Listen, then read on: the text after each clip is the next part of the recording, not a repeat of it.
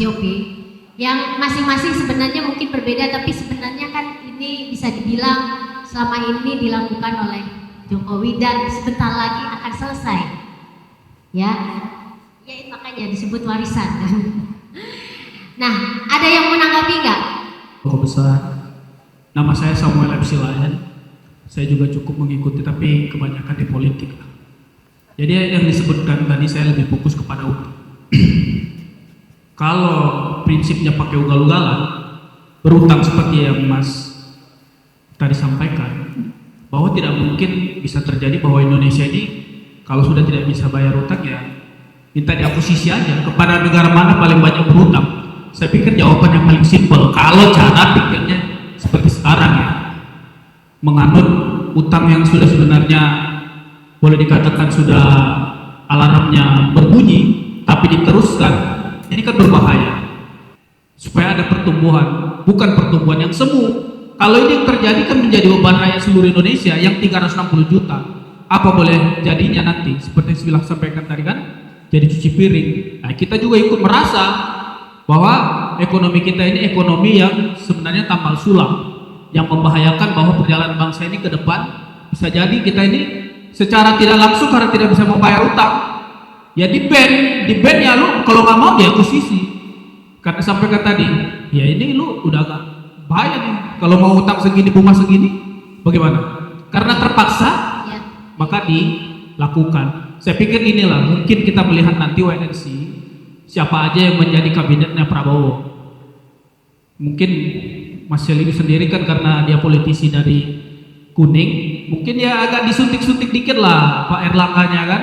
Ya sekarang ini pilkada agak berbahaya ini, ada Kiples segala macam ini untuk mengatur republik ini. Kalau mengaturnya ke arah yang lebih baik sih oke-oke aja, kita rela. Tapi kalau kayak lebih buruk, kita mengadakan perlawanan, bahkan akan turun ke jalan. Begitu. Terima kasih. Mohon maaf kurang lebih. Baik, terima kasih. Nama saya Iqbal. Pertanyaan saya untuk Pak Dede. Oh ya, pertanyaan saya untuk Pak Dede ada beberapa. Jadi memang kebetulan saya ekonomis by training, jadi lumayan sedang riset banyak tentang industrialisasi dan labor market. Jadi ingin nanya, misalkan ada beberapa, memang banyak yang sudah setuju bahwa industrialisasi itu salah satu solusi, terutama industri yang export oriented. Tapi pertanyaannya adalah labor kita kan relatif lebih mahal dari negara lain. Gimana caranya supaya kita lebih kompetitif? Dari segi skill juga mismatch-nya tinggi. Jadi ada dari sisi mikro, misalnya individu itu dia ngambil ketika dia invest di education ataupun di training, itu kadang-kadang dia nggak tahu apa yang sebenarnya dibutuhkan gitu. Mungkin dari segi informasi itu juga ada mismatch gitu. Lalu untuk industrialisasi regulasinya kan tumpang tindih. Itu seringkali walaupun ada UU Cipta Kerja misalkan, tapi masih sering tumpang tindih dengan yang lain-lain. Jadi ketidakpastian untuk dari segi investor dari swasta itu kesulitan. Lalu yang terakhir untuk super tax training nih Pak, kebetulan saya beberapa kali wawancara perusahaan itu gak banyak yang minat untuk super tax deduction untuk training dan yang lainnya karena misalkan regulasinya ribet ataupun gimana. Mungkin pemerintah perlu lebih kreatif gimana caranya memberi insentif buat perusahaan untuk men-training misal UMKM ataupun pekerja. Terima kasih. Si lainnya. Persoalannya gini loh. Tadi sudah saya singgung. Jadi kita itu tidak punya kesempatan untuk memplang utang. Itu udah pasti. Nggak ada kita negosiasi sama pasar kalau kita obligasi kita default. Selesai aja. Beda zaman dulu ada namanya Paris Club karena kita utangnya pada negara. Utang pada Belanda, Jepang, paling besar Jepang. Kalau ada masalah, kumpul minta negosiasi supaya kita dapat keringanan. Kalau utang kepada pasar, nggak ada, it's a no mercy situation. Kalau kamu default, selesai, udah gitu aja. Jadi biasanya sebelum default, negara itu akan cari minta tolong IMF atau minta tolong lain untuk bantuin. Jadi situasinya begitu Pak. Nah, kalau soal ekspor palsu dan sebagainya udahlah itu kita akan, atau ilegal dan sebagainya, terus disita dan sebagainya, itu akan panjang sekali diskusinya, dan sepertinya memang tidak seperti itu strukturnya. Kalau si ekonomi yang mengatakan ekspor itu bisa disita, ekspor ilegal itu bisa diambil dan sebagainya, itu akan panjang. Dan saya tidak menanggapi itu ya, nggak apa-apa ya. Jadi saya cuma mau ngomong itu aja. Terus berikutnya tadi yang soal ini pertanyaan berikutnya semua ke Dedek sih, nggak ada. Ya gini. Kalau rule of law, nah ini sekaligus menanggapi Dedek sedikit. Saya nggak berani menyanggah karena saya kan fansnya dia.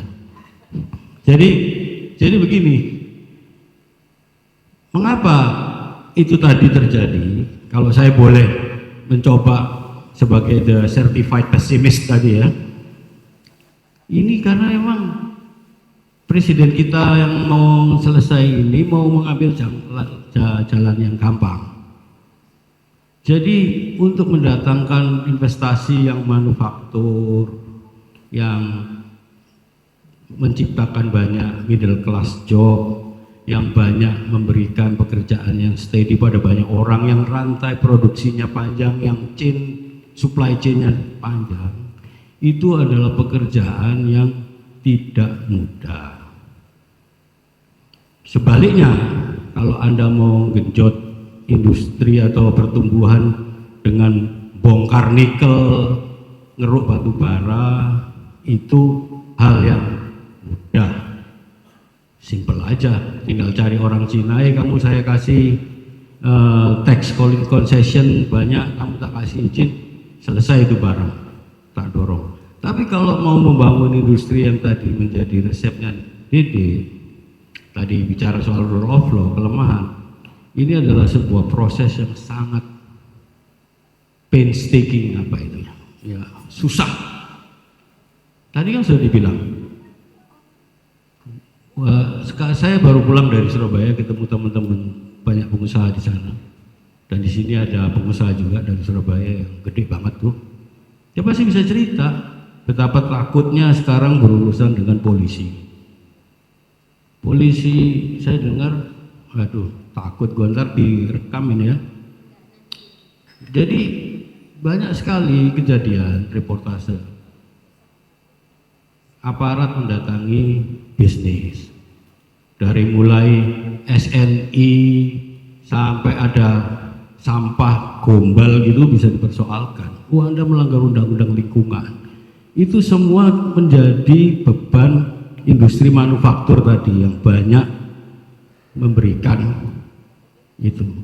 Dan kalau ngomong rule of law, ya setengah mati Anda berurusan dengan pemerintah yang urusan pencalonan aja bisa mengubah konstitusi. Bagaimana mereka mau mengajarkan pada rakyatnya untuk menghormati kontrak dan hukum. Kalau anaknya mau maju gubernur, aturannya diubah sama MA. Kalau anaknya mau maju presiden, aturannya diubah oleh MK. Nah kalau ada orang berbisnis bermasalah secara hukum, apa mungkin itu bisa diselesaikan dengan menghormati hukum? Itu aja deh jawaban pertanyaan tadi, tanpa harus ngomong detail. Dan memang betul itu persoalan terbesar ekonomi Indonesia sebetulnya. Jadi kalau dibilang tadi labor itu mahal, labor itu unskilled, mismatch, saya nggak percaya orang Indonesia segoblok itu. Orang Indonesia itu terkenal sebagai tenaga kerja yang paling baik. Bukti, pergilah ke kapal-kapal di tengah laut itu yang sekarang kapal samudra yang mengangkut tuna, nyari tuna, itu hampir semua pelautnya orang Indonesia. Bukan pelaut loh mereka itu orang gunung, dari Trenggalek, dari Madiun, dari mana, bisa ditrain dengan baik dan menjadi pelaut aku. Yang melaut kan cuma nenek moyang kita, tapi sekarang bisa. Pergilah ke pasar kapal-kapal pesiar. Pernah nggak ikut kapal pesiar yang cruise di dunia itu? Siapa yang juara sebagai labor? Orang Indonesia, hampir semuanya mayoritas Indonesia, sangat gampang ditrain, disiplin, dan service oriented itu nggak ada masalah. Orang Indonesia ramah. Jadi saya sama sekali tidak percaya teori bahwa persoalan terbesar industri di Indonesia adalah labor. Itu adalah mitos yang diciptakan supaya orang-orang itu bisa bikin undang-undang prakerja itu yang intinya cuma mau menindas buruh. Sorry Celi, ini salah satu poin saya berantem sama Celi juga.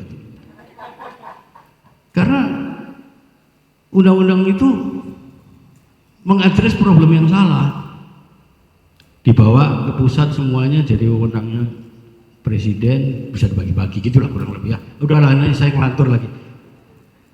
Udah, silakan. Oke. Tepuk tangan dong biar gak tegang. Padahal ini gak menakutkan, kan kita bilang bisa diedit. Silakan Mas Dede langsung.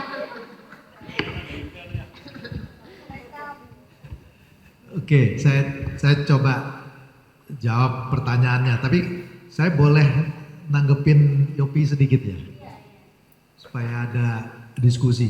Saya tadi katakan saya nggak seoptimis Celi, tapi saya juga nggak segelap Yopi gitu.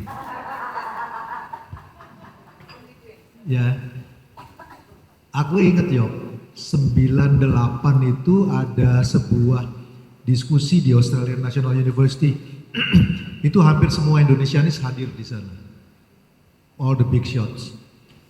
Konklusinya tahu pada waktu itu, negeri ini nggak punya harapan. Ekonominya kolaps, minus 13%. Kemudian akan terjadi balkanisasi. Semuanya percaya, dan kalau dibikin direct presidential election, bloodshed, pertumpahan darah. Kita nggak siap. 10 tahun dari 98, saya ikut di Washington DC, pengen presiden waktu itu, Indonesia sebagai negara anggota G20 dalam waktu 10 tahun. Jadi kadang-kadang kita juga suka undermine kemampuan kita untuk survive gitu. Nah, saya mau respon sedikit soal Yopi itu, mengapa kita nggak hebat-hebat amat tapi juga nggak gelap-gelap amat gitu ya. Tadi kan saya setuju semuanya yang dibilang Yopi mengenai concern fiskal segala macam. Pertanyaannya ada nggak solusinya? Ada. Apa solusinya? Spendingnya di-cut atau pajaknya dinaikin, soal itu akan selesai. Nah, sekarang pertanyaannya adalah, kan tadi Yopi ngasih tunjuk itu bahwa yang tinggi adalah yang namanya bunga utang dibagi dengan penerimaan gitu ya. Bunga utangnya kan nggak bisa diturunin karena udah terlanjur ngutang kan. Berarti yang harus dinaikin kan adalah penerimaannya kan.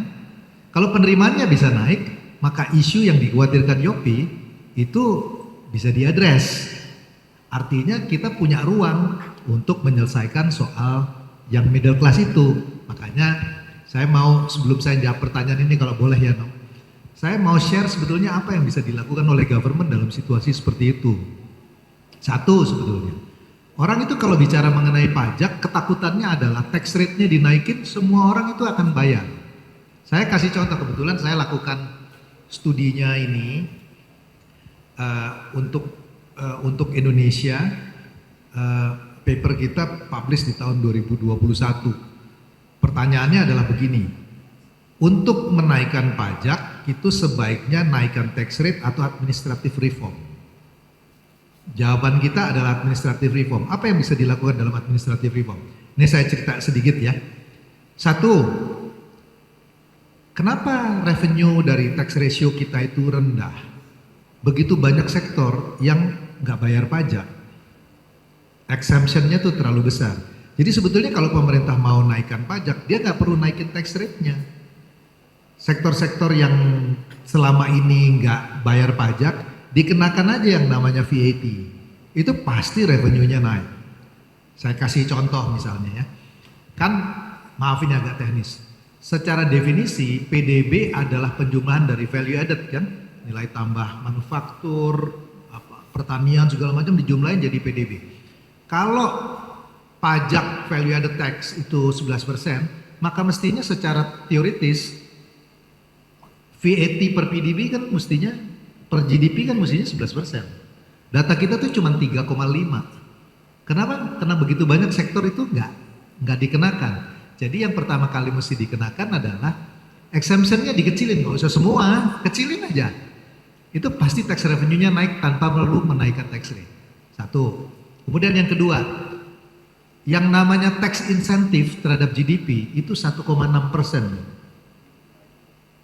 Sekarang pertanyaannya adalah gini, tax incentive diberikan, gross kita naik nggak dari 5 ke 6 ke 7? Enggak, artinya tax insentifnya kan nggak efektif. Jadi mesti dilihat, kalau dia nggak efektif di scrap aja itu. Tanpa kita perlu naikin tax rate, kita bisa dapat 0, saya nggak bilang 1,6 dihilangin deh, 0,5 aja dinaikin. Misalnya saya kasih contoh ya, kenapa kita mesti kasih tax holiday untuk nikel? Nikel itu kan lukratif industri, profitnya besar. Kalau profitnya besar ngapain lagi dikasih pembebasan pajak?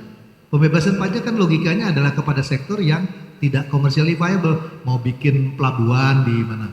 Di Kupang, di Maumere, itu kita bisa justified kan. Tapi kalau dia bisnisnya untuk, ngapain itu dikenakan tax holiday? Jadi ini cuma contoh-contoh. Kemudian yang ketiga, ya ini yang studi saya lakukan.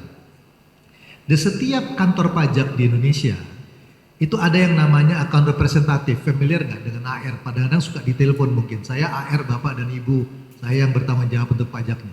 Satu orang, satu AR di setiap kantor pajak kecil di Indonesia itu bertanggung jawab untuk 4.000 taxpayer atau 150 perusahaan. Sekarang pertanyaan saya kepada teman-teman semua, mungkin nggak dia periksa taxnya 4.000 itu? Enggak, yang dia lakukan apa? Dia periksa aja 100 orang yang paling kaya. Atau perusahaan 150 dia periksa aja 10% teratas. Akibatnya apa?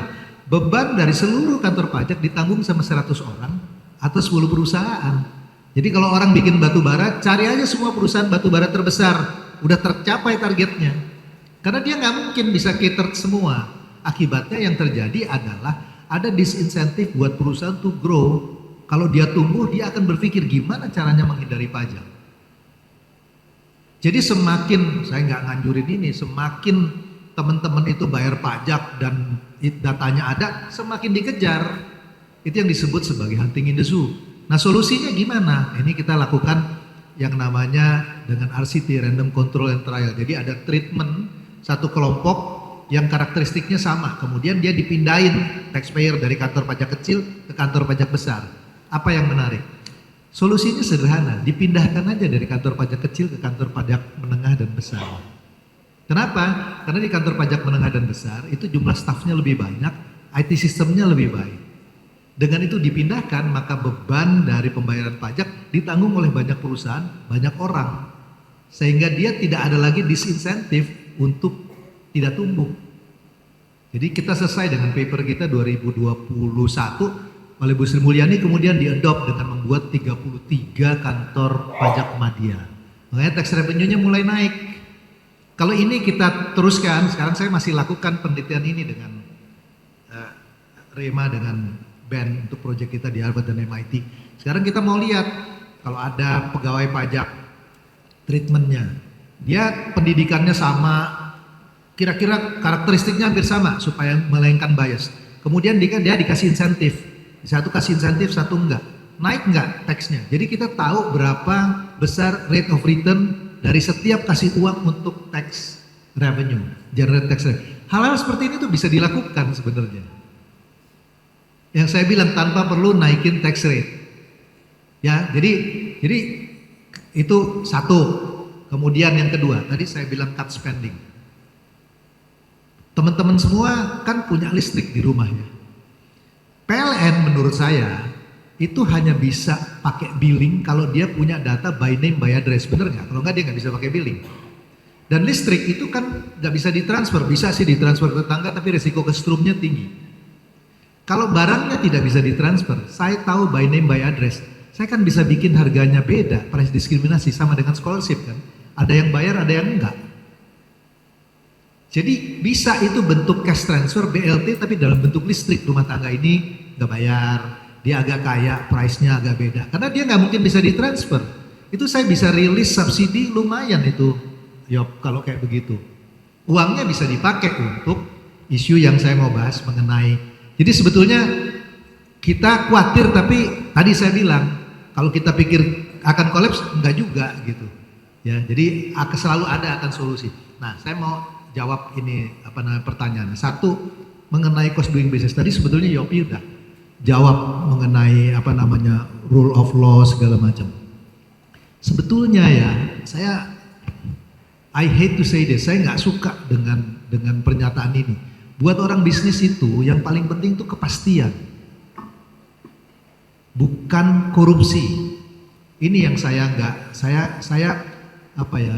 tidak suka dengan kenyataan ini. Kenapa? Waktu zaman Pak Harto itu korupsinya luas, pertumbuhan ekonominya di atas 7 hampir 8 loh. Apa perbedaannya? Korupsinya pasti. Dari level atas sampai level bawah itu bisa dikontrol. Iya kan? Jadi kalau istilahnya Ross McLeod, what we need is a better class of corruption. Tetapi setelah transisi dari demokrasi ini, ada fragmentasi di dalam kekuasaan. Tiap orang itu dia jadi power holder, jadi power broker. Nah, setiap berhubungan dengan power broker kita harus bayar. Makanya istilahnya kalau secara ekonomi transaction cost per bribe-nya naik. Itu yang create uncertainty. Saya misalnya kasih contoh deh.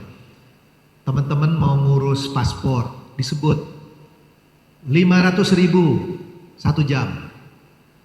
250.000 sampai sore, 50.000 waktu tidak ditentukan.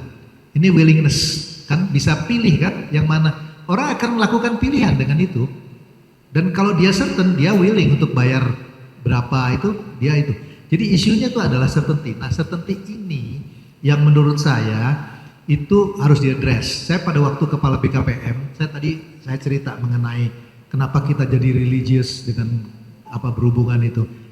Yang saya lakukan satu yang menarik ya, sebetulnya nggak banyak, tapi pada waktu itu kemudian cost doing business jadi improve significant. Apa? Saya itu sering beli buku, sama kayak Celi beli buku dari Amazon. Kalau saya beli buku dari Amazon, saya tahu buku saya ada di mana. Jadi pada waktu itu di BKPM saya bikin sebuah sistem yang namanya tracking system. Jadi kalau investor itu apply, saya kasih PIN, dia bisa trace di meja mana dokumennya ada.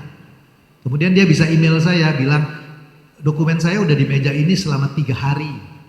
Belum ada. Kita itu kalau tahu ada di mana itu kita udah agak relief gitu loh. Oh, barangnya ada. Yang kita bingung tuh adalah kita nggak tahu ini dokumen ini udah ada di mana gitu.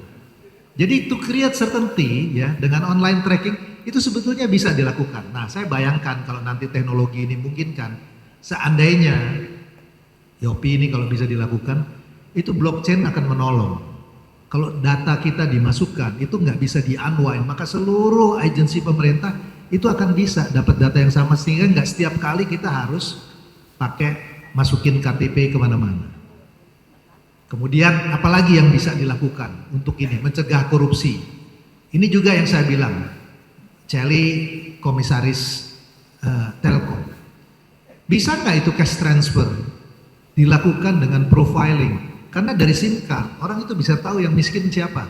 Orang miskin itu mobilitasnya nggak jauh. Dia nggak mungkin travel ke Singapura, kemana. Nggak mungkin, pergi ke Jawa aja susah dari Jakarta. Mobilitasnya terbatas. Kemudian dia beli SIM cardnya jumlahnya kecil. 90% orang di Indonesia punya SIM card di Susenas. Jadi kalau dilakukan profiling, kita sebetulnya tahu siapa yang miskin, siapa yang enggak. Kemudian ada data peduli lindungi, ada data Dukcapil. Kalau kita cross step, kita bisa identifikasi itu siapa, sehingga leakage-nya bisa jadi lebih kecil. Bayarnya kalau nggak mau pakai bank, kenapa nggak pakai SIM card, bisa di cash out. Pinter yang kita kira gitu. Dan ini dengerin misalnya, tadi pertanyaan kemudian yang kedua adalah proteksionisme. Saya adalah a big fan dari multilateralism, tapi saya sekarang realistis. Kenapa? Saya bukan pro dengan ini, tapi saya bilang bahwa ada pergeseran di mana orang tidak lagi bekerja atas ekonomi rasional. Ini yang saya khawatir. Saya kemarin baru kembali dari Canberra. Salah satu yang kita bicarakan adalah orang memberikan investasi, Yopi, itu nggak lagi di negara yang menurut dia secara keunggulan komparatif produksinya bagus atau enggak. Misalnya di Cina murah, di Vietnam murah, tapi dia mulai masuk kepada sebuah fenomena yang disebut sebagai friendshoring. Teman saya atau bukan tuh? Kalau dia bikin di Cina walaupun harganya lebih murah, nggak akan bisa masuk pasar US. Vietnam karena dia punya free trade dengan Amerika, dia bisa masuk pasar US. Ini yang kemudian membuat economic security nilainya lebih tinggi dibandingkan dengan ekonomi rasional. Jadi cara orang berpikir berubah dari inventory itu just in time menjadi just in case. Ya, ini yang sehingga kekhawatiran saya adalah proteksionisme terjadi di semua negara di seluruh dunia karena persoalan economic security. Jadi saya bisa ngerti misalnya yang konsepnya pertahanan bilang bahwa kita nggak boleh itu tergantung dari pasar luar. Kenapa? Kalau satu waktu dia stop aja suplai gasnya, mati kita. Maka setiap negara kemudian akan mencoba berpikir untuk membuat produksinya sendiri karena alasan economic security. Jadi kembali lagi saya di tengah dengan ini I'm being realistic by the political reality. Mungkin solusinya adalah ada bagian di mana kita harus bikin inventory di dalam, ya. Ada bagian yang kita harus berinteraksi dengan luar. Kalau produk yang memang kita kayak gini, untuk Valentine kita mau kasih bunga tulip, nggak mungkin loh orang di sini nggak bisa tumbuh gitu kan. Itu kita harus import gitu, ya. Jadi itu yang tadi mengenai proteksionisme. Kemudian skill tadi Yopi sudah jawab, saya setuju itu. Skill kita nggak kalah loh, ya. Lihat itu SMK di Kudus untuk animasi, ya, untuk makanan. Skill kita nggak, asal dia di train dengan baik. Nah, persoalannya saya setuju dengan double deduction of tax. Orang itu takut kalau ngambil insentif program pemerintah, karena dia diperiksa BPK. Ya kan, dia takut dengan akhirnya dia nggak mau ngambil ini. Ini yang saya kira kita mesti pikirkan. Jadi saya tanya sama teman-teman di DJP, itu ada yang ambil nggak? Nggak ngambil Pak, karena harus di scrutinize. Itu yang nanti mungkin bentuknya kita harus pikirin. Tapi saya percaya ya, double deduction of tax itu menjadi sangat penting untuk encourage skill. Saya kira itu aja Nong. Dede pro administrative reform. Apakah rencana memisahkan pajak menjadi badan tersendiri itu bagaimana? Aku jawab ya. Saya kembali lagi karena buat saya itu inkonklusif karena ada sebuah negara yang taxnya di luar Kementerian Keuangan kayak Amerika itu doing okay. Ada negara yang di dalam itu doing okay. Jadi buat saya nggak bisa ngambil konklusi bahwa kalau dia di separate akan lebih baik dibandingkan dengan di dalam. Tapi buat saya concernnya bukan itu Yong, karena itu nanti mesti itu soal empiris, mesti dites. Concern saya itu sederhana, gini. Ini pengalaman birokrasi, nggak ada textbooknya. Ya. Kan kalau misalnya tax office mau dipisah, harus ada gajinya dong orang yang kerja di tax office, harus dipisah. Kalau dia harus ada gajinya, maka sekarang itu tax office-nya sudah dibangun. Kenapa? Karena APBN ini mulai masuk 16 Agustus, selesai September. Kalau dia nggak ada budgetnya, nggak ada gajinya nanti. Ini sama sekali bukan soal soal kejeniusan, ini soal administrasi. Sederhananya gini, teman-teman semua, mungkin nggak bank ngirim uang ke satu entitas yang namanya nggak ada, nggak bisa kan? Jadi dia mesti dibikin dulu sekarang. Kalau dia dibikin, ada nomenklaturnya, dimasukin DIPA-nya, dimasukin budgetnya, kemudian bisa dibangun. Tapi kalau sampai sekarang belum ada, maka yang terjadi nanti kalau dia di-establish, maka teman-teman pajak nggak punya gaji selama setahun. Gimana dia bisa kolek padahal pemerintahan berikut itu butuh dana. Jadi ini soal-soal yang saya bilang, soal-soal yang nitty-gritty ya. Kita tuh harus berpikir thorough sebenarnya kalau bikin planning itu ya. Harus berpikir kalau dia belum di-establish sampai sebelum APBN itu punya problem. Karena dia nggak bisa dapat uang. Sama juga dengan misalnya gizi, nutrisi. Nanti siapa yang mau lakukan? Kalau institusinya belum di-establish, maka di dalam APBN 2025 yang berakhir September nggak ada uangnya, gajinya. Siapa? Kecuali dititipkan di kementerian. Makanya sebetulnya yang harus dilakukan adalah dia harus dibangun sekarang sebelum APBN berakhir 2025. Kalau enggak, berarti kita bicara nanti setelah revisi budget mungkin Mei Juni tahun depan gitu. Dia hanya bisa dijalankan kalau menggunakan existing institusi. Yang juga harus ditanya, dijawab adalah, ini kembali lagi, ini problem apa namanya? Kan kita kalau mikir bikin planning itu kan nggak bisa di atas kertas, mesti dites jalan nggak gitu. Itu yang seringkali kita di pemerintahan nggak lakukan. Ya, nanti saya cerita contoh. Jadi misalnya gini, kalau misalnya makan siang ini apa namanya, makan nutrisi gizi ya dilakukan, diserahkan uangnya ke masyarakat, ada garansi nggak bahwa gizinya akan standar? Nggak ada garansi karena nanti dibeliin nasi padang, dibeliin apa? Oke, berarti dia harus centralize. Kalau centralize supaya bisa garansi, kementerian apa yang bisa punya kontrol sampai daerah?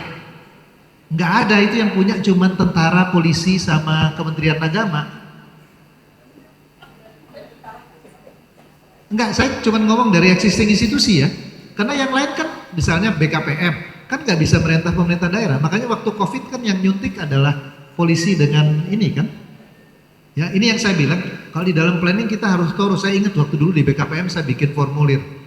Terus orang bilang, udah dibikin aja. Enggak, saya bikin FGD, coba FGD. Dicoba dites waktu itu Yok. Terus saya bilang, bisa isi enggak? Ada satu pertanyaan yang saya nggak pernah pikir. Dia bilang, Pak, ini perusahaan klien saya itu memproduksi cair dengan padat, kolomnya cuma satu, mesti di-convert atau enggak?